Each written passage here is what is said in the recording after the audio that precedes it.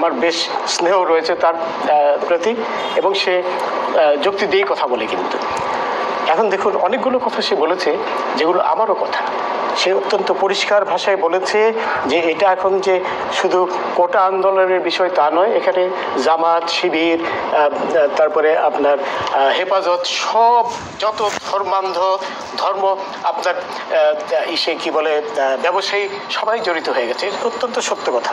এবং আরেকটা কথা বলেছে, অত্যন্ত গুরুত্বপূর্ণ কথা, যে 5-6 বছরের বাচ্চারা বেরিয়েছে, তার মানে এটি মোটেও কোটার ব্যাপার নয়। এবং আরেকটি কথা বলেছে, সরকার পতনের ফ্রম ডে ওয়ান যারা এটাই নেতৃত্ব দিচ্ছে তাদের উদ্দেশ্য ছিল এবং এখনো রয়েছে সরকার পতন ঘটানো।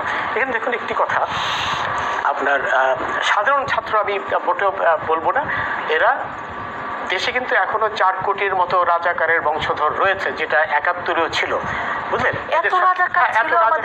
অবশ্যই ছিল, অবশ্যই তখনও ছিল। 71-এ 7.5 কোটি সংখ্যাটি তো 2 থেকে 5%-এর বেশি বলে না। না, এটা 20% আপনার ছিল যারা বাংলাদেশের বিরুদ্ধে ছিল। এটা এই ব্যাপারে কোনো সন্দেহ, কোনো অবকাশ নেই, বুঝলেন? যারা এখনো পাকিস্তান জিন্দাবাদ তখনও করেছে, এখনো করছে। এখন কথা হলো যে এই 5-6 বছরের ছেলেমেয়েরা যখন নামে, রনি নিজেই বলেছে, তার মানে কি এটা মোটেও কোটা সংক্রান্ত কোনো বিষয় নয়। এখানে কোটার বিরোধিতাই তো করছে যারা আপনার কোটা বিরোধী করছে, তাদের কথাই তো আপনার সরকার, সেই কারণেই তো সরকার আপনার সুপ্রিম কোর্টে আপিলে গেছে। কারণ হাইকোর্ট বলেছে কোটা থাকবে, অ্যাজ ইট ইজ থাকবে।